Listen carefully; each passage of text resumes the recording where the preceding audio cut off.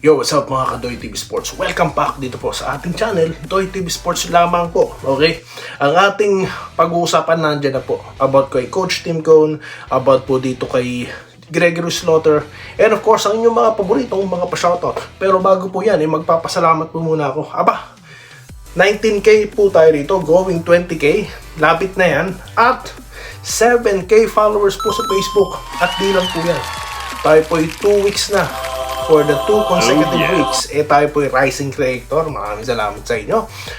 At dumadaming followers po dahil po sa inyo yan. No? Yung mga hindi ko po kilala, personal, hindi ko po sila kaibigan talaga. Dito lang sa Facebook. Sila po yung share. Maraming salamat po sa inyong patuloy na pagsuporta. Comment lamang po kayo dyan. Alright? Okay, so dito na po tayo sa ating gustong pag-usapan. Bakit ako napa-content ngayon? Kasi sabi ko, break muna tayo. Sabi ko sa inyo, ako po yung nagmamasid sa social media, Facebook, YouTube, So nakita ko po yung topic nito nila boss, Snow Badwa, Jojo Katakutan, Okay, sabi ko nga po, sila po mga institusyon, Tayo lang naman po magko-komento lang, dito sa ating sariling channel, Alright. So gusto ko lamang pong ilabas ang aking obserbasyon dito sa kanilang usapan about patanong na tayo po ba yung naniniwala na dapat ng palitan si Coach Tim Cone dahil ilan na raw po ang taon na hindi nag-champion ng Ginebra. So dapat po ba kayo, mag-comment kayo dyan, mag-usap tayo, alright? So, ako po, ang stand ko po dyan, kasi ang pinupunto nga ilang taon na hindi pa nagcha-champion. Ang tanong ko po sa inyo, dapat po ba na mag-champion lagi ang Ginebra? Dapat po ba na every year sila mag-champion? Tsaka ano po yung kangkong na sinasabi kung sila po nag-end naman ng what? They are semi-finalists. They are finalists, di po ba? For the past 3 conferences. All Filipino Cup, yung magkasunod, semi-finalist po sila. At nung nakaraang governors and commissioners, they are finalists. So kung i-analyze nyo po, ba't sila natalo, Okay? Kasi nga po, magfo-fall doon sa trade na nangyari kung saan si Stan Hardinger po, na-i-trade nila. Kaso, pinaliwanag naman na po kung bakit kailangan nilang gawin yun. Alright? So, definitely, technically, may magkakaroon po talaga ng disadvantage and advantages. At dahil nga po nag-load sila ng mga bagong players, may may unfamiliarity na kailangan nilang i-fix doon. Di po ba? Di po ba dapat natin bigyan ng time sila na magkakilala? Which is, ayan na po, nakikita na natin. Di po ba? Alright? So, yan ang aking palagay dyan. Tapos nadagdag pa nung nawala si Malonzo. So ngayon, tinanggal din nila si Ahan Messi. So ngayon, nakikita natin may mga rising stars, So ngayon, nung natalo sila sa San Miguel, we know na may continuity, di po ba? At bakit po hindi natin iniisip yung future? Parang ang iniisip lang natin ngayon, we should get a big man. Kasi nga, isa sa mga pinupunto, mukhang hindi daw po na parang di na raw nasusunod si Coach Tim Cone. I don't think so. Iba po yung narinig ko sa napanood ko sa mga interview nila. Di po ba? Kasi di ba si Tim Cone tsaka si Boss Al Francis Chua, parang intact sila, di ba? Lagi yung sinasabi ni Coach Tim Cone, sa pagkakatanda ko sa mga interview niya, kailangan nandun si Al Francis, di po ba? Para ma-motivate yung player. Correct me if I'm wrong, ganun ko po natatandaan, na sa subaybayan ko yung mga interview. So I don't think, saan po talaga nanggaling yung mga ganyang usapin na yan? Nasa daw po yung papalitan, in which hindi ako naniniwala dyan. So papalit mo dyan? Di po ba? So yun lang, Ako, bilang fan ng Ginebra, hindi ko po tinitignan ng kaisipan na hindi sila nag-champion. They have to grow, Kailangan nila mag-adjust at mag-rebuild na. Di po ba? O sige, tanungin ko kayo, sinong big man ang dapat kunin ng Ginebra?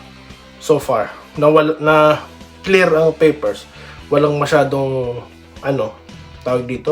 difficulties sa technicalities. Sino po ba? Sabi ko nga, kung wala rin lang ipantatapat kay Junmar Fajardo, ba't ka pa kukuha ng big man? Hindi po ba? So, perfect candidate dyan yung pagbabalik ni Slaughter. Kaso, di nga po natin alam kung ano talaga ang humahad lang dyan eh. Hindi po ba? No? Wala naman pong tahasan magsasabi, magpapakilala, ilalabas ang muka, no? Na ganito kung bakit hindi makuha ng Ginebra yan. So, ganun po ang tingin ko dyan. Okay? Then at the same time, natalo sila sa San Miguel, evidently, because of Junmar Fajardo. There's no other reason. Di po ba? Kasi hawak niya rebound, offensive and defensive. How can you defeat that? No? So, para sa akin, hindi po naluluma yung style ni Coach Tim Con. Ang Ginebra po ngayon, for the past years, nasa ano po sila, nasa time po sila ngayon nang they are figuring things out, no? Kasi nga kakalagay lang nung Abarrientos, si Holt, itong si Rosario, di ba? Mga bago yan eh. So do you expect them na ano talaga? Na alam mo yun, dream team na kagad. Di po ba? Tsaka din again, wag niyo pong alisin yung performance, yung ano result ng kanilang pagsisikap. Hindi anong kangkong ang semifinalists and finalists. I don't understand the logic of that moniker sa kanila, no? Sorry ah. Okay, dito tayo kay Greggy Slaughter. Naniniwala po ba ako na malapit na siyang bumalik? Bakit naman hindi? Nakikita na natin siya nagme-meeting na, di po ba? At wala na pong ibang team na lumiligaw sa kanya. Meron po ba tayong naririnig? No? At he is focusing to a PBA comeback, no? So, ngayon may pag-uusap na sa Titan, no? Baka po bago magsimula yung Commissioner's Cup, ay naniniwala ako na makakabalik na siya. Naniniwala and at the same time, I'm hopeful, no? Na makakabalik po. Sayang po yung Greg Slaughter. Okay? Alright? Mas matutuwa po mga taga-barangay kung sa barangay po siya babalik. Okay? Shoutout po tayo. Okay? Mag-shoutout po tayo. Dito po tayo sa ating mga subscribers. Ayan. Ano lang po ako minsan, pa short lang tayo, reels, no? Para mabilisan. Okay? So ngayon, nakakita ako ng mga pag-uusapan, tsaka tayo mag-usap. Ayan. Kaya may content tayo ngayon. Rodolfo Cruz, secret weapon ng Gilas yan. Bubu, lagi ng Gilas ang FIBA. Si Kai daw po. Alright. Dito tayo kay Minerva Jaba na palagi pong nanonood sa tunay at totoong vlogger. Uy, salamat po pero always late. Okay lang po yan, ma'am. No? Better late than never. Ika nga. Alright. Dito po tayo kay Sir Romulo Macaraeg, Boss Doy TV. Lagi kitang pinapanood. Maraming salamat po. FB man or YT shoutout. Watching from Tondo. Ayan. Meron po tayong hari ng Tondo Salamat po sir. Mabuhay po kayo. Okay, dito po tayo kay Nicanor Samion, Idol Doy TV. Ito, may tanong siya, makinig kayo. Ang Converge, wala pa po, no? Sa next content po natin, i-update ko po kayo, no? Sa nasagap natin. Sa pba.com lang po, so pwede nyo nakaunahan. Na nandun na po yung mga updated, no? Ng mga list of imports na konfirmado na. Okay, si Bolbol hindi pa din Okay, so next topic po natin yan.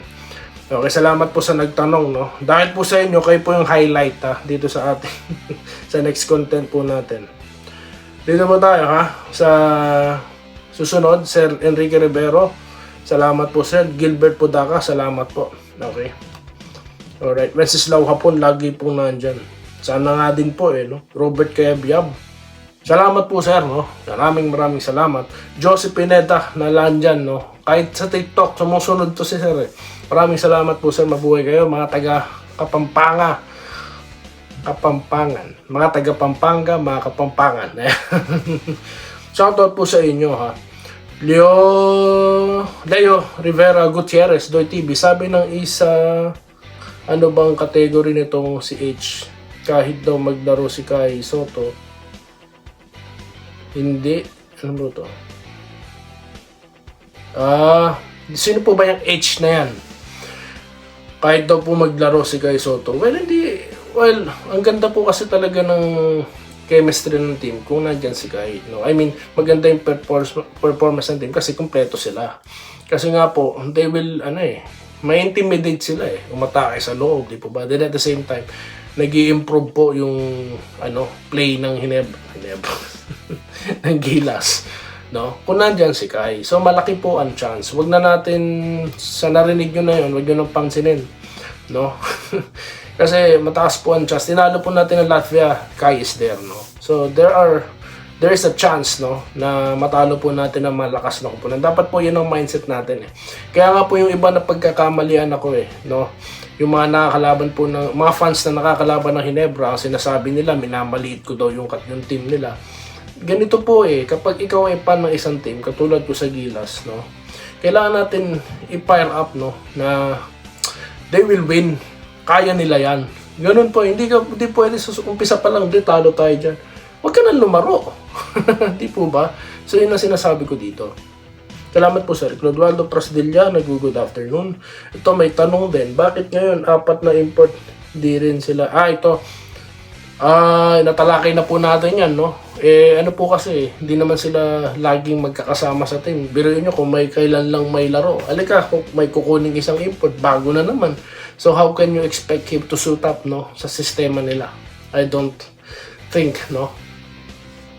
Rodriguez, ayan, lagi din po to. Tama ka, Boss Doy, hintayin na lang natin kung sino ilalabas na SBP. Tama po kayo dyan, no?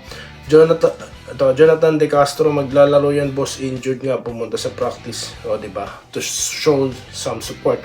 Ano pa kaya yung wala nang pumipigil sa kanya para maglaro? Okay po yan, observation nyo. Efren Rendon, okay, boss. Mga boss, ano to? Hindi ko kayo maintindihan. Dito tayo kay Archie Makirang. Kaya nga gusto ko si Tropa Doy kasi nga nagpapakatotoo siya dito. Oo nga po, no? Maraming salamat po. Ito po yung mga OG commenter natin, Sir Archie Makirang. Kasama po si Sir Andresito Alantason, si Sir Lawrence Correg, no? Si Sir Tolit Stalag, ayan, silent viewer yan, nanonood pa rin yan. Victorino Hortaleza, ba't kasi naglaro pa siya sa Japan kung ayaw ipahiram? Sir, for kabuhayan showcase po yun, kaya nandun siya. Pati po yung mga ibang players, di po natin sila masisisi, no? Iba po ang rate nila doon, no? Talaga pong lapad, no? Lapad. Dito tayo kay Alpi Gomez, protesta pag di nalaro si Kai. Benjamin Hapayan, gamit na gamit ng mga fake news vloggers ang Ginebra. Yun nga po, masyado po kasing malaki ang views pag Ginebra, no? Vincent Laba, subukan niya gawin kay Abueva yung ginawa niya kay Dumo. Magbabago na yan, I believe, itong si Romero, no? Kung hindi, tsaka natin husgahan. Di pa nga naglalaro, di po ba? Wag naman natin sukatin, di po ba? Di ba, alam mo namang iti-trigger mo pa, di ba? Let's play basketball, no? Yung mga ibang player din kasi, di ko alam, di na ako magbabanggit, no? Abangan na lang natin. Good AM, sabi po ni Abraham Portillo. Good AM, idol. Pakisabi nga kay Boss Alchua. Kasi wala po Hindi po kami pang nag-uusap. I tried to reach San Miguel, pero wala po. Hanggang ngayon, wala pa silang reply sa akin. Wala pa. Jonathan De Castro, boss, totoo po kayo. Lagi, boss idol. Kaya kinaingitan kayo. Salamat. Salamat po kay Jonathan De Castro. Yan po, sa Facebook, nakita nyo, meron tayo dyan masugid na follower na tawag doon, basher, no?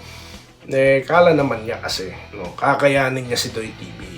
Alam niyo si Doy TV, bumabangga sa mga fake news vloggers, sa mga haters po ng Ginebra. Lumulusob sila sa Doy TV, no?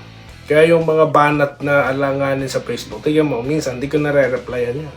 Kung yung iba nga pong nagpapahayag ng kanila suporta, di ko nare-reply sa sobrang busy ko, siya pa kaya. So, dagdag lang din po siya sa akin. Attraction, kaya hindi ko binubura yung mga comments, wala po akong pakialam, no? Kahit ano sabihin niya, walang epekto yan. Salamat po sa inyo lahat, mabuhay po kayo. Okay, Sir Gerald Castillo, mabuhay po kayo sa mga si Christian Arahan ng UK. Marami po akong nakalimutan, si Ma'am Irene Quiles, nanonood din yan, no? Pasensya na po kayo, sa susunod po, no? I will try my best ulit. Salamat po sa inyo lahat, mabuhay po kayo. Salamat po sa panonood. Subscribe na para sa mga susunod na basketball at boxing videos.